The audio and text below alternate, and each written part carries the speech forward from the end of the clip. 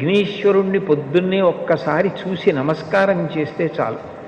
అది లోకంలో ఎక్కడా లేని విశేషం. ఒక్కసారి ఆయన ముఖం వంక చూసి నమస్కారం చేసి 16 నామములు ఉన్న శ్లోకం చెప్పి బయటికి విడితే చాలు, విజయం సిద్ధిస్తుంది అని.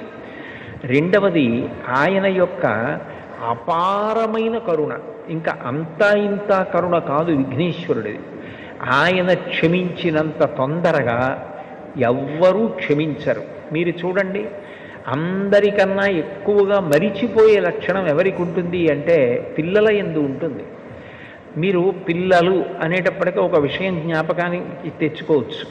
పెద్దవాళ్ళు ఏదైనా తింటున్నారనుకోండి, ఎవరో పెద్దలు వచ్చారు ఇంటికి, ఇంట్లో భోజనమో పలహారమో చేస్తున్న పెద్ద ఆయన ఆ పళ్ళెం పట్టుకునో లేకపోతే చేతిలో ఏ ఉండ్రాయో కుడుమో పట్టుకుని తింటూ వీధిలోకి వెళ్ళి స్వాగతం పలకడం, ఆ పళ్ళెం లోపల పెట్టి తాను పెడతాడు.